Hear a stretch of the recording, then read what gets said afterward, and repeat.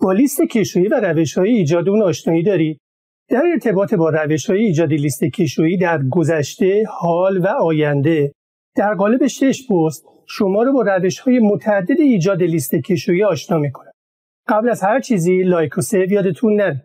ممنون میشم اگر این آموزش رو پسندیدید اون رو با دوستاتون به اشتراک بگذارید. ضمناً دوستانی که زیر این پست 3 نفر رو منشن کنن، ایمیلشون رو دایرکت کنن تا بعد از ارائه پست 6م فایل اکسل روش‌های ارائه شده رو براشون ارسال کنم. پس با من همراه باشید.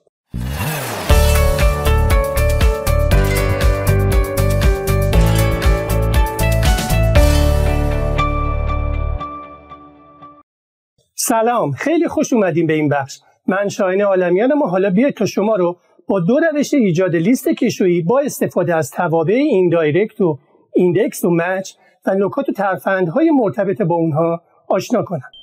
در ابتدا بیاید ببینیم اعتبار سنجی داده ها با استفاده از لیست کشویی در اکسل به چه ترتیبی صورت میگیره تا بعد در ادامه ببینیم به کمک تابع ایندایرکت در 2 حالت در روش اول به چه ترتیبی میتونیم ما لیست کشویی وابسته رو داشته باشیم.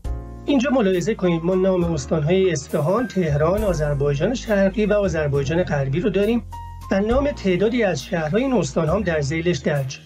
حالا ما در سلول G2 میخوایم بیایم نام این استانها رو با استفاده از لیست کشویی داشته باشیم. ببینیم به چه ترتیبی میتونیم این کار رو بکنیم. شما اگر بیایید در تب دیتا در قسمت دیتا تولز این گزینه رو انتخاب بکنید، دیتا ولیدیشن رو اینجا میبینید. وقتی این گزینه رو انتخاب بکنید این پنجره‌ای که باز میشه در قسمت ستینگ گزینه اول رو ملاحظه میکنید که خورده عینی ولیو.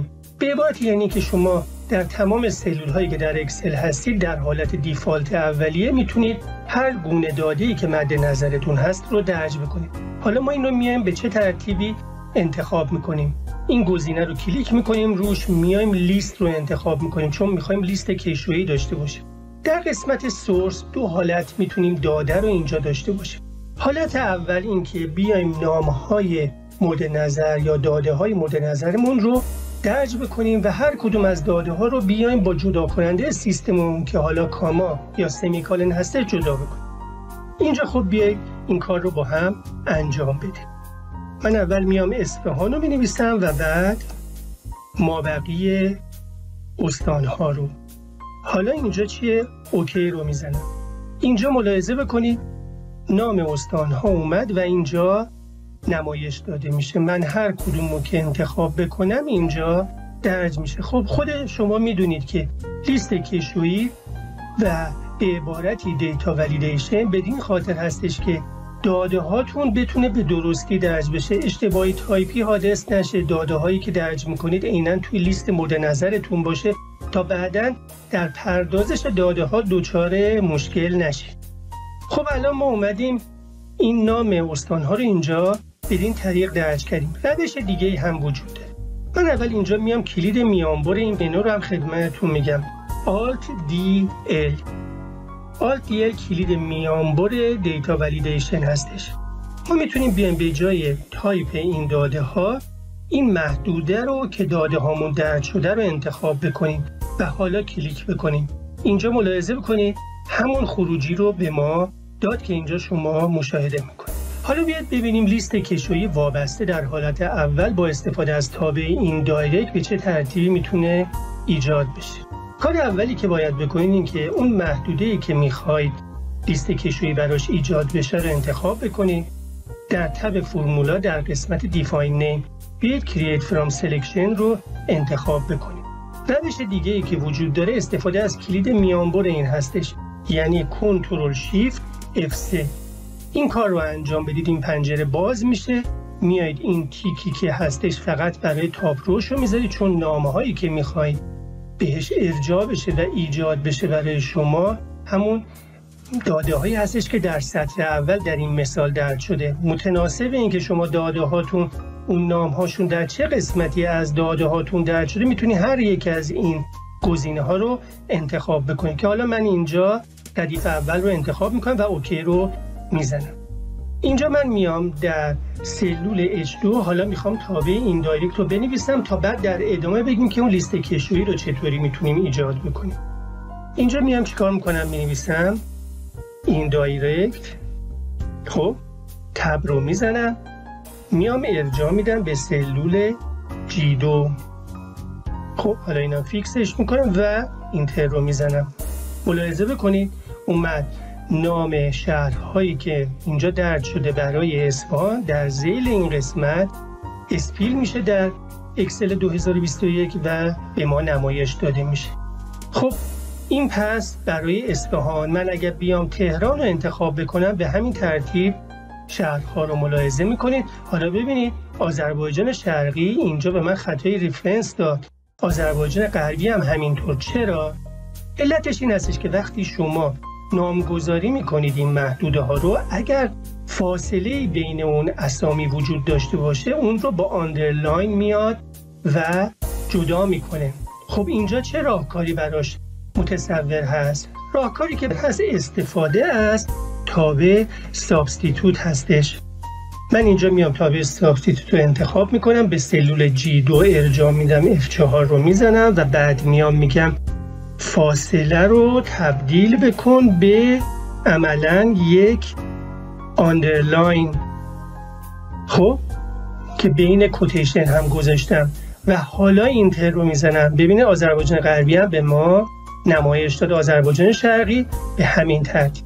حالا کاری که باید بکنیم برای ایجاد لیست کشو اینی که این رابطه‌ای که الان نوشتیم رو از اینجا کپی بکنیم. حالا میخوایم بریم لیست کشویی ایجاد بکنیم. میتونیم کلید میانبر Alt DL رو بزنیم تا این پنجره باز بشه.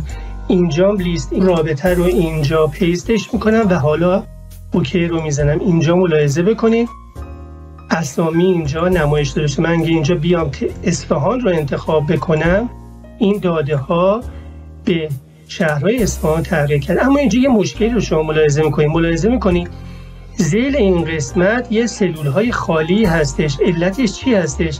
علتش این هستش که این محدوده‌ای که نامگذاری شده کل این محدوده انتخاب شده و این سلول های خالی هم انتخاب شده. راهکاری که برای این مسئله پیشنهاد میشه این هستش که شما بیاید این محدوده رو انتخاب بکنید. حالا کلید F5 رو بزنید، گزینه اسپشیال از این قسمت انتخاب بکنید و حالا بلنک. ملاحظه کنید سلول های خالی انتخاب شد. کلیک راست میکنید، دیلیت رو میزنید، شیفت سل آپ رو میزنید به سمت بالا. اینجا ملاحظه کنید الان من تبدیلش میکنم به آذربایجان شرقی. آخرین گزینم مراغه است دیگه. حالا میام اینجا لیستم رو میبینم. ملاحظه بکنید این قسمت تا مراغه رو بیشتر به من نمایش نمیده. اینجا یادتونه ذیل این قسمت همه صفر درج شده بود. خب این مشکل بدین ترتیب حل شد که شما نتیجهش رو اینجا ملاحظه کرد. حالا بیاید ببینیم ما اگر داده‌ای بخوایم به این محدوده همون اضافه بکنیم به چه ترتیب باید این کار رو بکنیم تا به لیست کشویمون هم اضافه بشه. اینجا فرض کنید ما در استان اصفهان میخوایم چند تا شهر دیگر رو هم داشته باشیم. اینجا من میام نام چند تا شهر دیگر رو درج میکنم. خب من اگر اینجا بیام به لیست کشویی مراجعه بکنم میبینم آخرین گزینه مهاباد هستش و گزینه های بعدی رو اینجا نمیبینم. چی کار باید بکنم تا به این گزینه اضافه بشه؟ موردی که هست اینه که میتونید شما این محدوده رو انتخاب بکنید، بیاید کلید شیفت رو بگیرید، این محدوده رو انتخاب بکنیدش. ببینید این علامت نشون میده که کلید شیفت داره به درستی عمل میکنه تا داده‌تون رو به این قسمت انتقال بده. حالا کلید شیفت رو دستتون از روش برمی‌دارید و میبینید که این گزینه ها اومد بالای مهاباد قرار گرفت. حالا بیایید ببینیم گزینه آخر همون مهاباده، اما شهرهای دیگه‌ای که انتخاب کردیم به این محدوده اضافه شده. موردی که هست این که شما بین داده هایی که تعریف کردید، اون محدوده‌ای که تعریف کردید، باید یه سلولی رو اضافه بکنید، اینسرت بکنید. عملا وقتی این کار رو انجام دادید میتونید داده رو درج بکنید در اون سلول ها تا به لیستتون در این روش اضافه بشه. حالا بیاید با همدیگه روش ساده تری رو مرتبط با این مسئله ببینیم به چه ترتیبی میتونه انجام بشه. راهکار دیگه ای که در این روش وجود داره استفاده از تیبل هستش که با استفاده از اون میتونیم ما این مشکل داینامیک بودن محدوده ها رو با تغییر داده و اضافه شدن داده ها به راحتی حل بکنیم. ملاحظه بکنید من اینجا مثال دیگه ای رو ارائه کردم. اینجا اسامی این استان‌ها رو مشاهده میکنید و شهرهای مرتبط با اینها که تعدادی از شهرها درج شده. کاری که باید بکنیم این که این محدوده ها هر کدوم جدا جدا انتخاب میکنیم، کنترل تی رو میزنیم و میایم نامگذاری میکنیم این محدوده ها رو. من اینجا میام میزنم 4 محال. حالا چون که فاصله داره میام اون آندرلاین رو میذارم. خب و همین کار رو برای استانهای دیگر رو هم انجام میدم به همین ترتیب.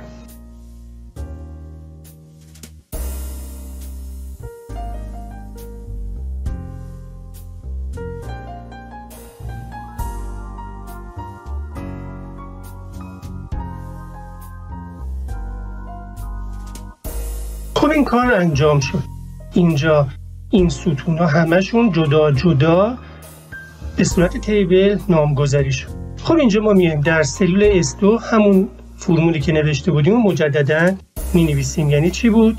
تابع این دایرکت بود، توش اومدیم به تابع سابستیتوت ارجاع دادیم چون میبینیم که این داده هامون فاصله داره بینش دیگه، درسته؟ میایم این فاصله رو میگیم تبدیلش کن به آندرلاین و پرانتز ها رو میبندیم و اینتر رو میزنیم. اینجا میبینیم داده ها به درستی نمایش داده میشه. اینجا اما در سلول R2 اومدیم همون اسامی استان ها رو به همون روشی که قبلا خدمتتون گفتم تعریف کردیم. حالا چی کار میکنیم؟ این قسمت رو میایم کپی میکنیم به مانند مثال قبل. در این قسمت میایم لیست رو میزنیم و در اینجا در سورس درج میکنیم و میتونیم نتایج رو اینجا به درستی داشته باشیم. اما حالتی که اینجا داریم چی هستش؟ حالتی که اینجا داریم اینه که اگر ما اینجا مثلا بخوایم شهرهایی رو به ذیل 4 محال و بختیاری اینجا اضافه کنیم که من اینجا این کار رو میکنم، اینجا ملاحظه بکنید در این لیست هم اضافه شد. در لیست کشویی هم به همین ترتیب ملاحظه میکنید که اون اسامی اضافه شد و کار دیگه‌ای لازم نبود که ما اینجا انجام بدیم. روش دومی که اینجا برای ایجاد لیست کشویی ارائه شده استفاده از تابع ایندکس است. خب در ابتدا ما میایم این محدوده ها رو مانند مثال قبل به خاطر اینکه داینامیک باشه به صورت تیبل تعریف میکنیم که اینجا میبینید این کار شده. من به خاطر اینکه وقت گرفته نشه این کار رو قبلا انجام دادم. ملاحظه میکنید این محدوده انتخاب شده با نام TBL آندرلاین لرستان. این محدوده انتخاب شده TBL آندرلاین مازندران جدول شده و الی آخر هرمزگانم به همین ترتیب و همدان. حالا اینجا بیایم ببینیم از تابع ایندکس به چه شکلی استفاده میتونیم بکنیم. اینجا من میام از تابع ایندکس استفاده میکنم.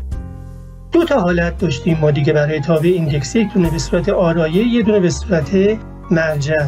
ما اینجا گزینه رفرنس رو میخوایم استفاده بکنیم. پس عملا میخوایم بیایم این 4 تا محدوده رو تعریف بکنیم و بگیم در چه حالتهای کدوم محدوده رو انتخاب بکنه و داده هاش رو نمایش بده. در وهله اول باید بدونیم که محدوده ها رو باید داخل پرانتز بذاریم.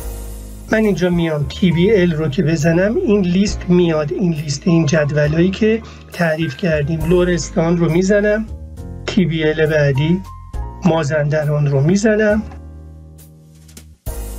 TBL بعدی هرمزگان و جدول آخر همدان. خب اینا رو داخل پرانتز گذاشتم. آرگومان های بعدی رو نامبر و کالم نامبر رو موردی درج نمی کنم، اما حالا میخوام ایریا نامبر رو بزنم. ایریا نامبر میام از تابع مچ استفاده میکنم که اینجا به ما نشون بده که کدوم محدوده رو انتخاب بکنه و به ما نمایش بده. میگم برو بگرد این داده مندرج در سلول G2 رو که حالا F4 رو میزنم، برو بگرد در این محدوده A1 تا D1. اینجا رو هم عملا میام F4 رو میزنم و 0 میام این رو اینتر میکنم. ببینید داده ها رو اومد به درستی به من نمایش داد. من یا تبدیل میکنم به لرستان، اومد این داده رو به من به درستی نمایش داد. حالا فرض کنید من بخوام یه داده ای رو ذیل این اضافه بکنم. اینجا اگر بیام این داده رو ذیل لرستان اضافه کنم، میبینیم که داده هام به روزرسانی شد و به لیستم اضافه شد.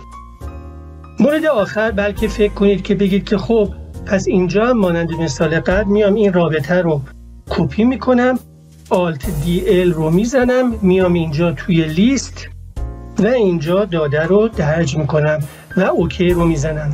اما نه، اینجا ببینید به شما پیغام خطا داد. شما عملا نمیتونید تیبل رو بدین ترتیب بیاید و در دیتا ولیدیشن مورد استفاده قرار بدید. کاری که باید بکنید این که باید بیاید یه محدوده ای رو نامگذاری کنید.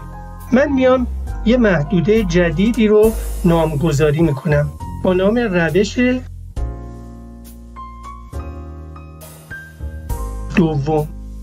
خب حالا اینجا میام این رابطه‌ای که نوشته بودم رو درج میکنم و این محدوده رو نامگذاری میکنم. حالا Alt DL میام اینجا لیست. حالا میخوام بیام ببینم اون نام چی بود. F3 رو میزنم، روش دوم رو انتخاب میکنم و حالا اوکی. حالا لرستان، ببینید تمام اون شهرها آخرین شهر شولاباد بود دیگه. یا میام مثلا این شهر یا مومن آباد. این گزینه ها رو بدین ترتیب انتخاب میکنم و این شد روش دوم.